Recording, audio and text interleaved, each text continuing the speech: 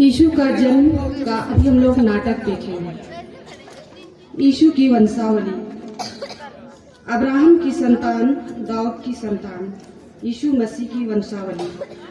Abraham से इसहाक उत्पन्न हुआ, इसहाक से याकूब उत्पन्न हुआ, याकूब से यहूदा और उसके भाई उत्पन्न हुए।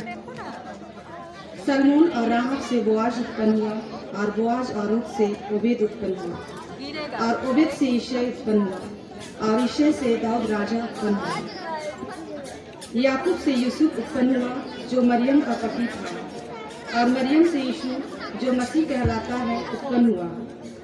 इस प्रकार अब्राहम से दाऊद तक 14 पीढ़ी हुई, और दाऊद से बेबीलोन को बंदी होकर पहुंचाए जाने तक दाऊद 14 पीढ़ी, और बंदी होकर बेबीलोन से पहुंचाए जाने के समय से मसीह तक 14 पीढ़ी हुई। आइए हम लोग यीशु का जन्म देखते हैं। यीशु का जन्म। जब मरियम घर पर अकेली बैठी हुई थी। आनंद और जय तेरी हो जिस पर ईश्वर का अनुग्रह हुआ है।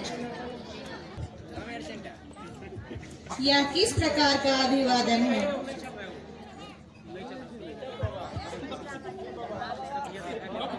हे मरियम, भयभीत ना हो, क्योंकि परमेश्वर का अनुग्रह तुझ पर हुआ है।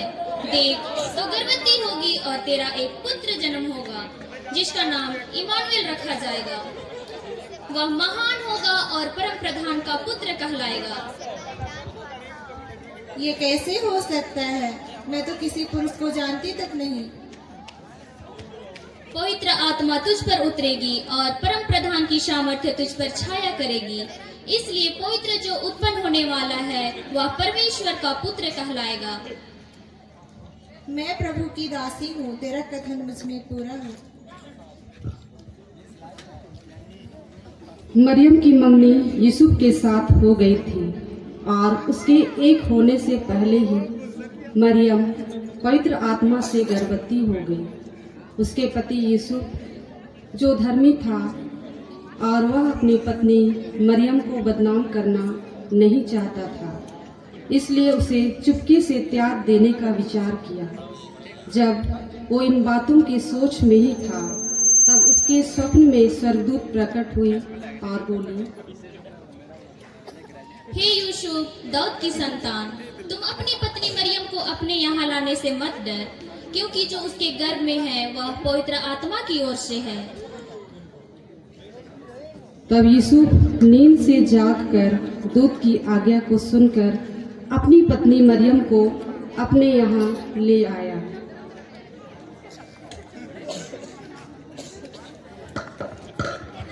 तभी राजा की ओर से आज्ञा निकली, सारी जगत के लोगों के नाम लिखे जाएं।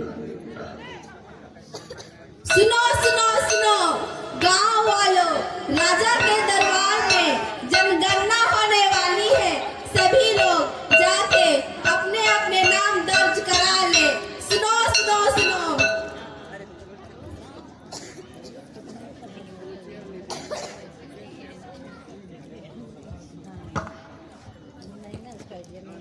उसके वहां रहते हुए उसके जनने के दिन पूरे हुए,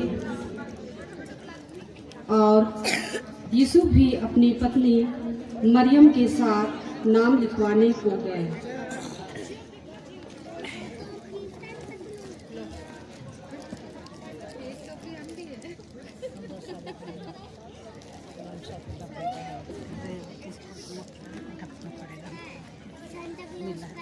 फिर यूसुफ मरियम के साथ अपने पैतृक भूमि बेतलहम की ओर गए।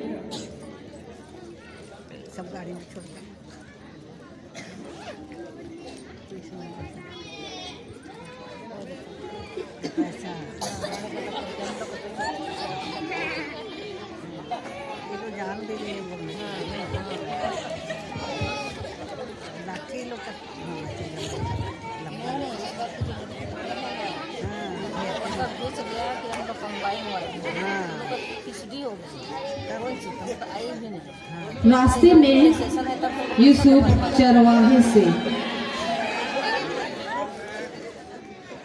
चरवाहा भाई, क्या आप बता सकते हैं बेतलेहम कितना दूर है?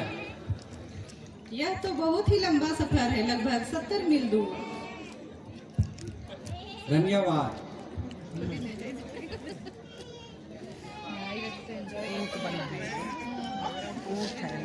तुम चिंता मत करो मरियम, हम नजदीक पहुंच चुके हैं। क्योंकि मरियम गर्भवती थी और उसका प्रसव का समय निकट था, उस दिन उन्हें मीलों का सफर तय करना पड़ा।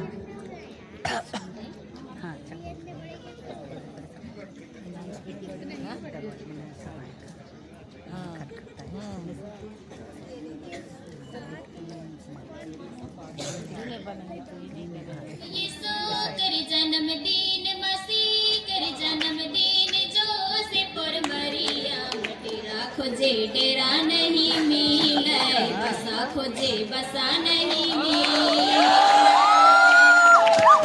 यीशु कर जन्मदिन, मसीह कर जन्मदिन, जोसेफ और मरियम डेरा खोजे डेरा नहीं मिले, बसा खोजे बसा नहीं मिले। यूसुफ दरवाजा खटखटाते हैं। क्या आपके यहाँ हमारे लिए ठहरने की कोई जगह मिल सकती है? नहीं नहीं, यहाँ कोई जगह नहीं है, आप आगे जाइए।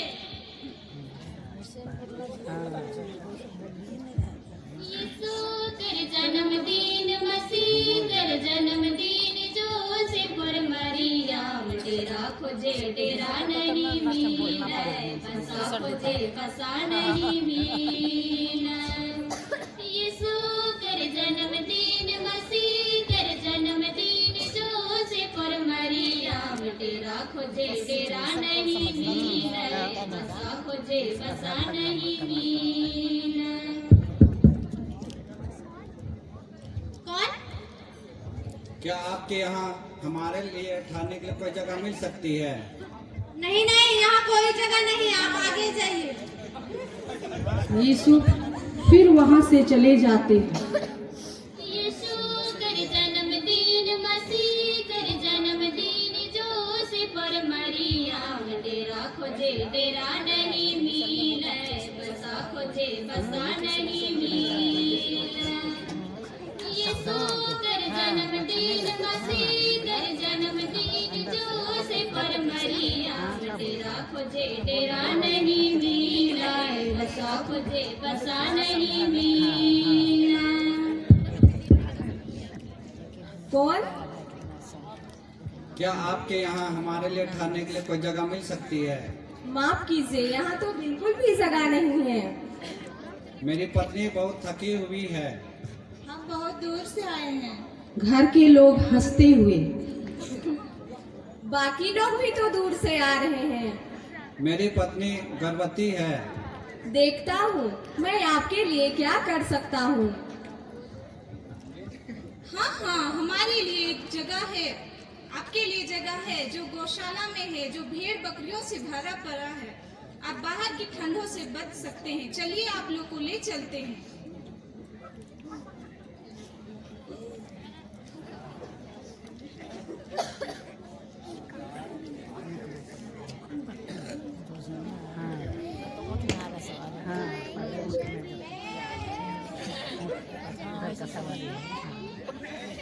ये देखिए, यहाँ पे आप ठहर सकते हैं। धन्यवाद, आपने हमारी बहुत मदद किया।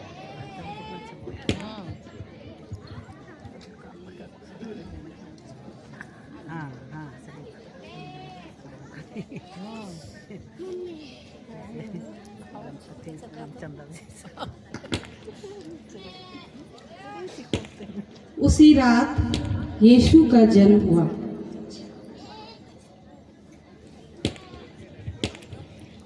और उस रात को बेतलेहम के बाहर चरवाहे अपने भेड़ों की रखवाली कर रहे थे।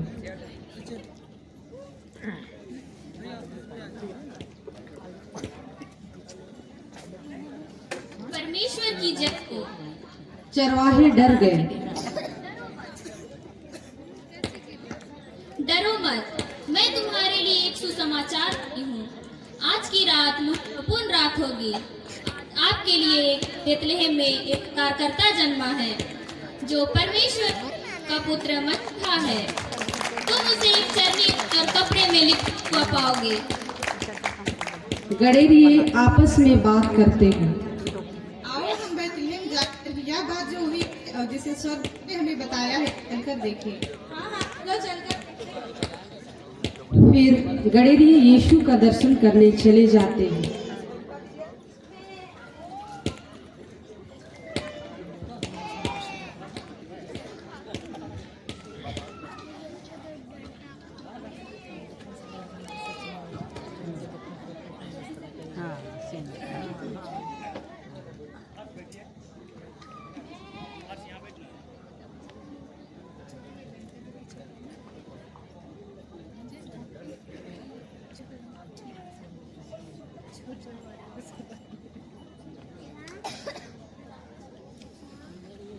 हेरोद राजा के दिनों जब यहूदिया के बेतलहम में यीशु का जन्म हुआ, तो पूरब से कई ज्योतिषी यरूशलेम में आकर पूछने लगे,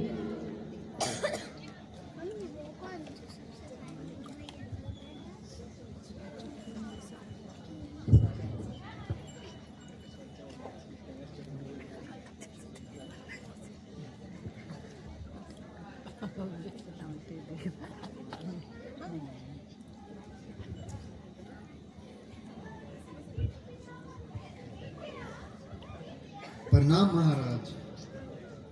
यहूदियों का राजा जिसका जन्म हुआ है वह कहाँ है? क्योंकि हमने पूरब में तारा को उदित होते हुए देखा है और हम उसे प्रणाम करने आए हुए हैं। यह सुनकर हेरोद राजा और उसके साथ सारा यरूशलेम घबरा गया और उसने सोचा, मेरे रहते इतने बड़े राजा का जन्म कैसे हो सकता है। तब राजा ने लोगों के सब प्रधान याजकों और शास्त्रियों को इकट्ठा करके उनसे पूछा, मसीह का जन्म कहाँ होना चाहिए? उन्होंने उससे कहा, यहूदिया के बैतलहम में। राजा ज्योतिषियों को बुलाकर पूछा, आपने तारा ठीक किस समय देखा था? राजा यह कहकर उन्हें भेजा, जाइए उस बालक के विषय में ठीक से मालूम कर हमें भी सूचना दीजिए, ताकि मैं भी उन्हें प्रणाम कर सकूं। वे राजा की बात सुनकर चले गए और जो तारा उन्होंने पूरब में देखा था वह उनके आगे आगे चला और जहां बालक था उस जगह के ऊपर पहुंचकर ठहर गया। उस तारे को देखकर वे अति आनंदित हुए। उन्होंने उस घर में पहुंचकर उसकी माता मरियम के साथ देखा और मुंह के बल प्रणाम किया और सोना, लोबान और गंधरस की भेंट चढ़ाई।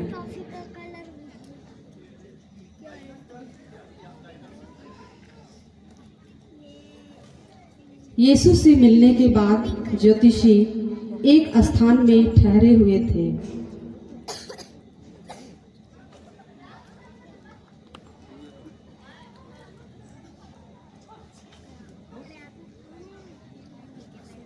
तभी स्वप्न में स्वर्गदूत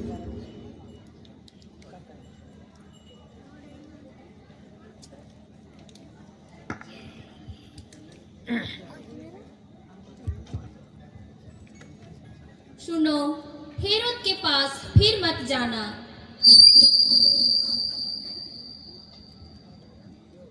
यह सुनकर वे दूसरे मार्ग से अपने देश को चले गए।